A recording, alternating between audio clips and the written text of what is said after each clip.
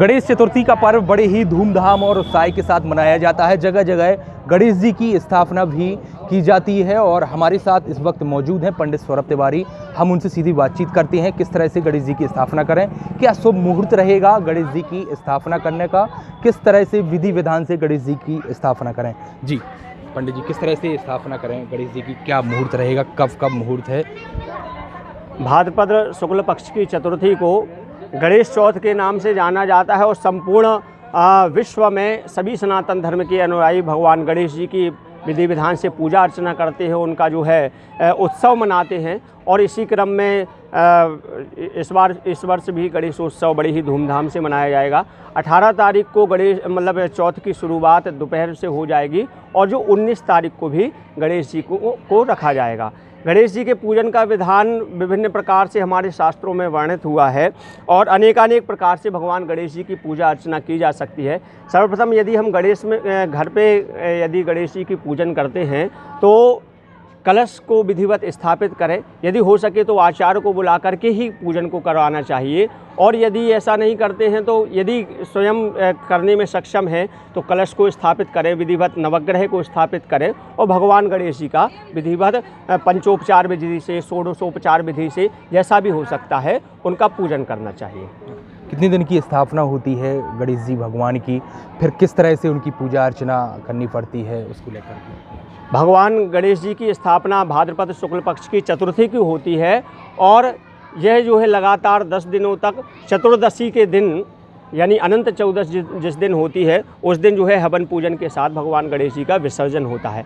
कहा जाता है कि भगवान गणेश जी रिद्धि सिद्धि के दाता हैं और जो भी मन में व्यक्ति की इच्छा होती है भगवान गणेश जी पूरा करते हैं। कहा जाता है कि विद्यार्थी लभते विद्या, धनार्थी लभते धनम, पुत्रार्थी लभते पुत्रान, मोक्षार्थी लभते गतिम।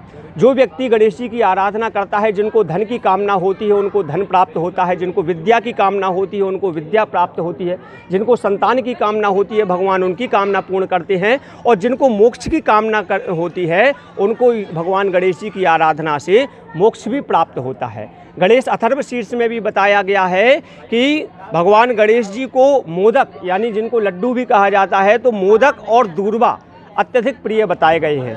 अथर्व शीर्ष में आया है कि या सहस्त्र जो 1000 लड्डुओं से भगवान गणेश जी की आराधना करता है भगवान सब वांछित फलों वापनोती, उनको मनवांछित फल मिलते हैं। गणेश जी की पूजा में दूर्वा का भी विशेष महत्व बताया गया है, इसलिए दूर्वा और मोदक भगवान गणेश जी की पूजा में अवश्य अर्पित करना चाहिए।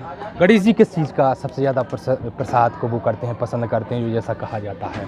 भगवान गणेश जी की पूजा में वैसे तो अनेक देवताओं को अन्य अन्य प्रकार की चीज़ें प्रिय होती हैं। जैसे कि हम कभी घर में सत्यनारायण की कथा इत्यादि करते हैं तो अठवाई पंजीरी का इत्यादि का प्रसाद लगाया जाता है। जब भगवान शिव की आराधना करते हैं तो शिव की आराधना में चूरमा इत्यादि का प्रसाद लगाया जाता है। इसी प्रकार से भगवान गणेश जी की आराधना में मोदक का प्रसाद जो है सबसे अधिक उनको प्रिय बताया गया है। और यदि पूजा की बात करें तो जिस प्रकार से शिव जी को जलधारा प्रिय होती है, भगवान विष्णु को स्तुति प्रिय होती है, देवी को अर्चन प्रिय होता है और भगवान गणेश जी को तर्पण प्रिय बताया गया है। तो गणेश जी की स्थापना सभी लोग कर सकते हैं, ऐसा तो नहीं है कि कोई लोग ना कर सकें इसको? बिल्कुल, इसमें किसी भी प्रकार का बंधन नहीं है।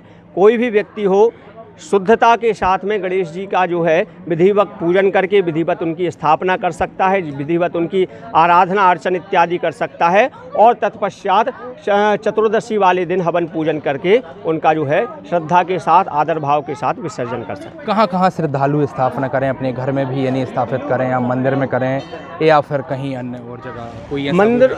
चूँकि घर में जब हम स्थापना करते हैं तो छोटी मूर्ति की स्थापना करते हैं, अन्य प्रकार से पंडालों में भी स्थापना होती है और मंदिरों में फिर स्थापना करने की आवश्यकता नहीं है। यदि मंदिरों में मूर्ति जो पहले से प्रतिष्ठित है तो इन दिनों में गणेश चौथ इत्यादि या अन्य अवसरों पर जो प्रतिष्ठित मंदिरों में मूर्ति है उन मंदिर की मूर्ति का ही पूजन करना चाहिए। वहाँ पर अलग से गणेश जी की स्थापना करने की आवश्यकता नहीं है।